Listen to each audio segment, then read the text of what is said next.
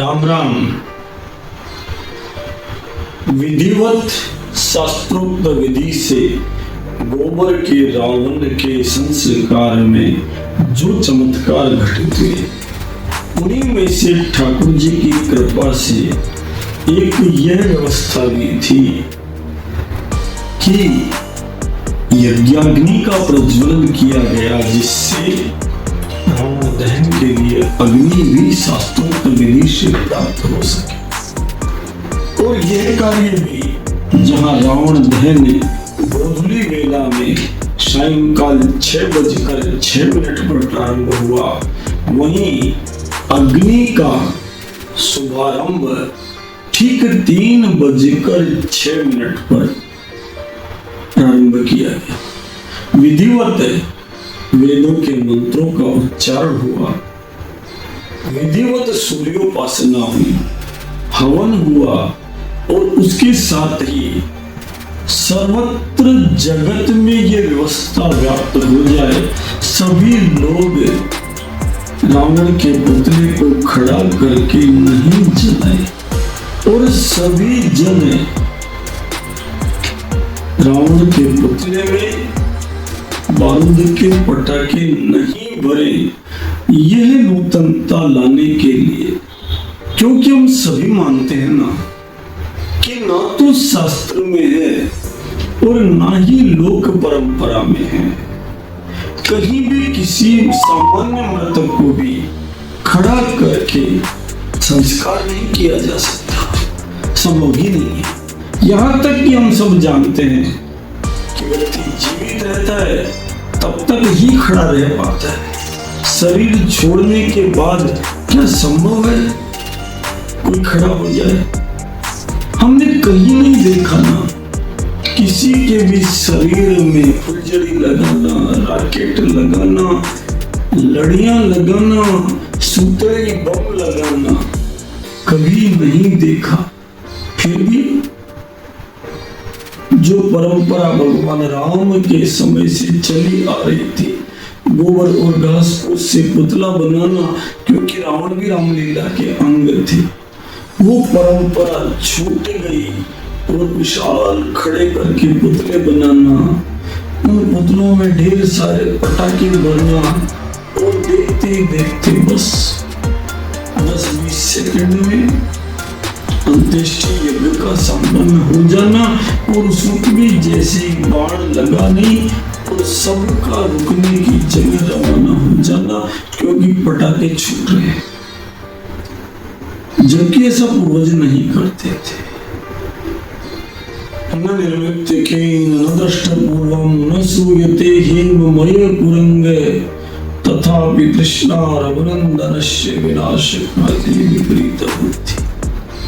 किसी ने देखा नहीं, किसी ने सुना नहीं, किसी ने पाया नहीं सोने का मृग, फिर भी रावण ने सोने का मृग बनाया तो चाणक्य कह उठे कि विनाशकाले विपरीत बुद्धि। यही तो हमारे साथ हो रहा है। शास्त्रों के अनुसार रावण दहन होना ही चाहिए। रामलीला का पात्र है, सन्मुख मरण है, भगवान राम के समक्ष शरीर छूना है, बोला इससे पुण्य गति क्या होगी? और फिर स्वयं भगवान राम ने कहा, जब विक्षण ने प्रश्न किया कि महाराज इसका अंत्येष्टि कैसे करें, इसने तो पता नहीं क्या क्या किया है, तो भगवान ने कहा मरणांतराणि ही वैरानी निवृत्तम किम प्रयोजनम। अरे मरने तक बैर रहता है, आज शरीर छूट गया अब क्या प्रयोजन है? जैसे तेरा बड़ा भाई है वैसे ही मेरा बड़ा भाई है। इसलिए सुनो विक्षण, विधिवत शास्त्रोक्त इसका अध्ययन और उसी परंपरा का आगाज किया गया। विधिवत जैसे वाल्मीकि रामायण युद्धकांड में भगवान राम के आदेश को प्राप्त करने के बाद विभीषण आदि ने रावण को चिता पर लिटाकर लंका के दक्षिण भाग में गोगव्य चंदन की काष्ठा आदि से अंतिम संस्कार किया, वैसी ही परंपरा हनुमानगढ़ की धरती पर संपन्न हुई।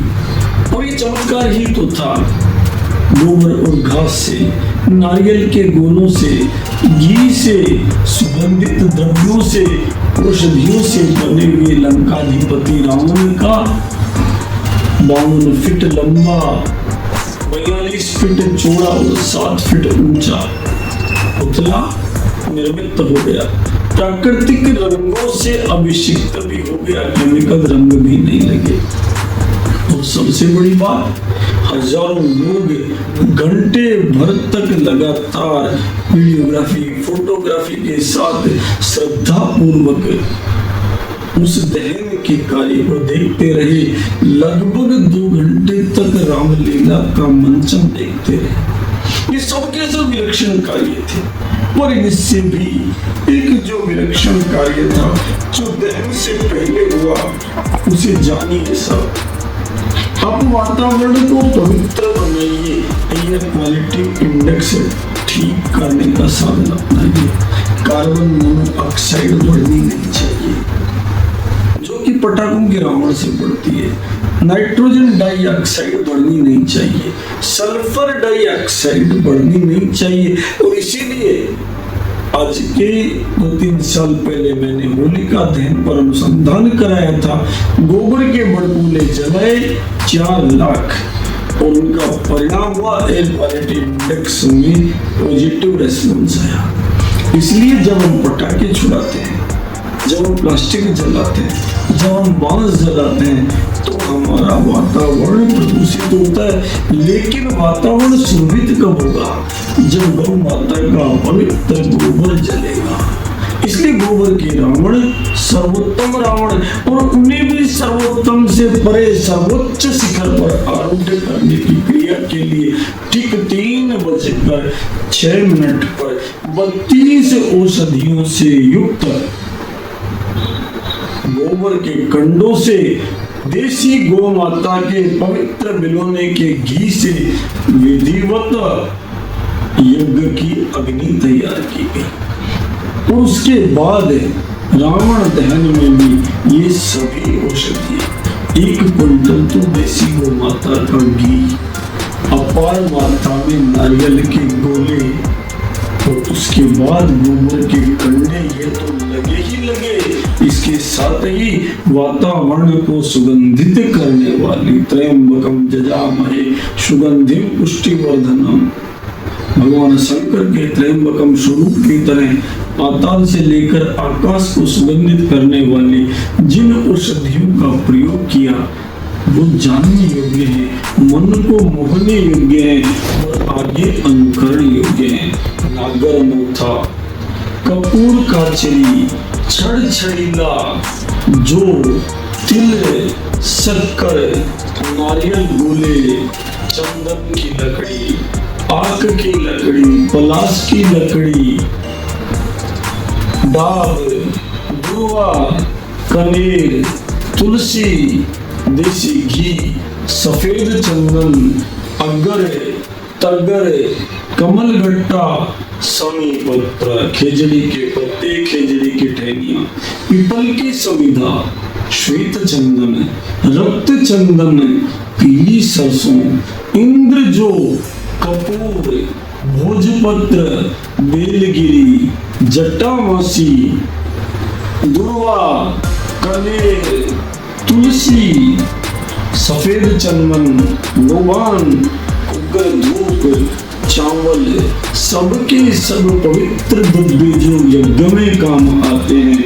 आप देखिए, लंकाधिपति रावण सरकार का विशाल पुतला जहां दहन के लिए विराजमान है, उसके बगल में नवीन थालियों में अलग अलग ये सब दिव्य औषधियां सजी हुई थी, और जिनको नारियल के गोले के साथ विशाल नवीन कड़छू बना करके सब लोग हवन में डाल रहे थे। इनके साथ यहाँ स्थानीय परंपरा में जो कपास की लकड़ी होती है, जिसे बंसीटी कहते हैं, प्रत्येक व्यक्ति हजारों की संख्या में उस बंसीटी के टुकड़ों से रावण सरकार को अग्निदान करने में जुटा हुआ था। ऐसा विधिवत यज्ञ निश्चित ही होना हमारे किसान को जो अनेक प्रकार की औषधियां उत्पादन करता है उसको लाभ देगा, हमारी गौशालाओं को लाभ देगा, हमारे गोपालकों को लाभ देगा और हमारी शास्त्र की सनातन परंपरा से वातावरण को सुगंधित करेगा।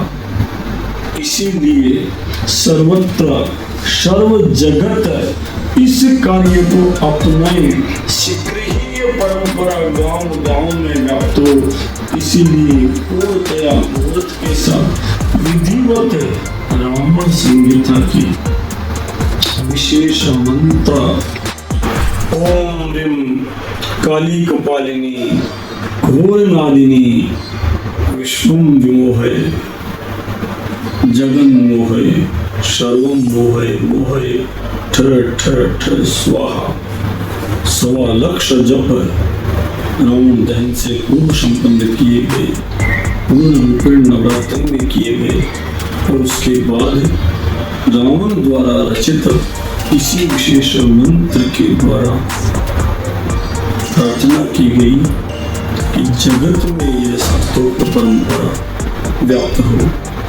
यह अखंड प्रवाह आपको इसीलिए निवेदन किया जा रहा है कि आप भी हनुमानगढ़ में जो माँ भद्रकाली के सानिध्य में विकसित नगर है, जो सरस्वती नदी के किनारे पर स्थापित नगर है, जहाँ हमारे ऋषि प्राचीन समय में वेद की ऋचाओं का साक्षात्कार करने में लगे रहते थे और जिस धरती में हमारे पूर्वज आज भी काली गंगा में प्रकट होकर बता रहे हैं कि भगवान बैल उनके चिन्ह थे, उस पवित्र धरती की इस परंपरा को अनुकरण कीजिए, कृतार्थ कीजिए और इस अखंड प्रवाह को भली भांति विचार कर अपनाइए, अपनाने के लिए प्रेरित भी कीजिए, समझिए और समझाने का प्रयास भी कीजिए। बस यही आपसे निवेदन है कि जो मेहनत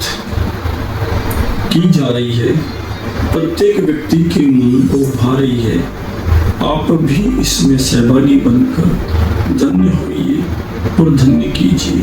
राजा रामचंद्र की जय, अवधपति रामचंद्र की जय, सियावर रामचंद्र की जय, मेरे पति रामचंद्र की जय, तेरे पति रामचंद्र की जय, सबके पति रामचंद्र की जय।